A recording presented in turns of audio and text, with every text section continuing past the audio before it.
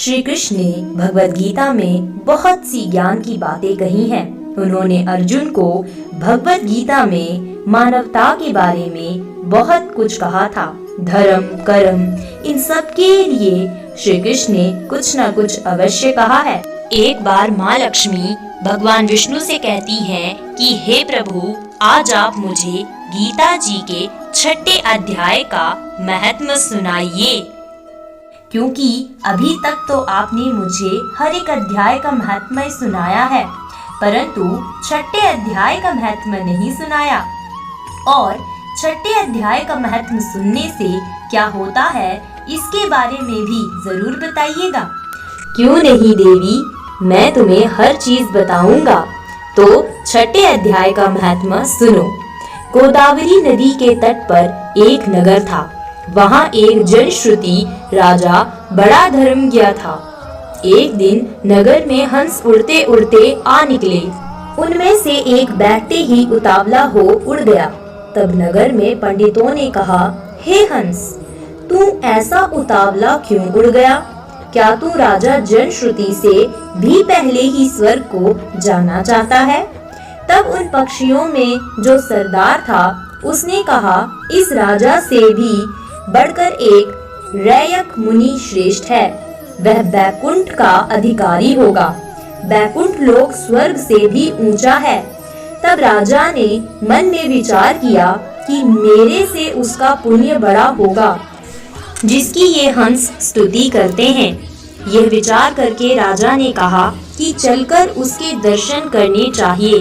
राजा ने सारथी से रथ मंगवाकर उस पर बैठकर प्रथम बनारस श्री काशी जी में जाकर गंगा स्नान कर ब्राह्मणों को दान दिया और शिवजी महाराज के दर्शन किए।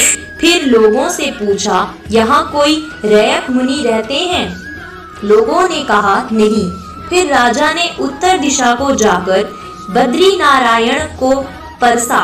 वहाँ से राजा का रथ चला नहीं।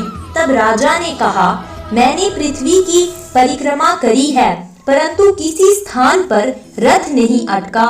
यहाँ कोई ऐसा पुण्यात्मा रहा है जिसके तेज से मेरा रथ नहीं चलता।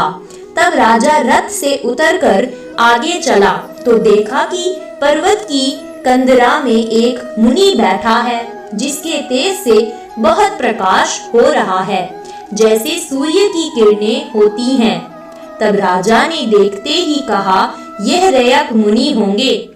राजा ने दंडवत कर चरण वंदना करी तथा हाथ जोड़ करके स्तुति करी। तब रैयक मुनि ने राजा का आदर किया और कहा, हे पृथ्वीराज, तू चारों धाम का परसनहारा, धर्म का साधन हारा है, तू पुण्यात्मा है। तब राजा ने मुनि से कहा कि आपका तेज ऐसा किसके बल से है? तब मुनि ने कहा, हे राजन, मैं नित प्रति गीता जी के 6ठे अध्याय का पाठ करता हूँ। इस कंदरा में उसका प्रकाश है। यह सुनकर राजा ने अपने पुत्र को बुलाकर कहा, हे पुत्र, आज से तू राज्य कर, अब मैं तीर्थों को जाता हूँ। इतना कहकर राजा ने राज्य त्याग दिया और रैयक मुनि ने गीता जी के 6ठे अध्याय का पाठ आरंभ कर दिया। तब वह राजा भी पाठ करने लगा। एक दिन प्राणायाम करके दोनों ने देह त्याग दी। तब स्वर्ग से विमान आए, जिस पर बैठकर वे बैकुंठ को गए।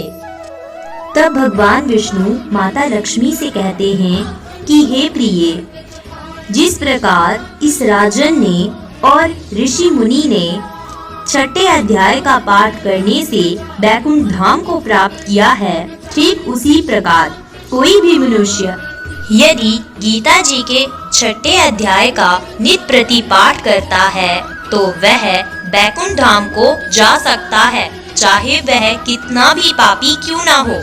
और यही है गीता जी के 6ठे अध्याय का महत्व। यदि आप भी बैकुंठ धाम को जाना चाहते हैं तो सारा कपट त्याग श्री गीता जी के 6ठे अध्याय का मन लगाकर पाठ करें।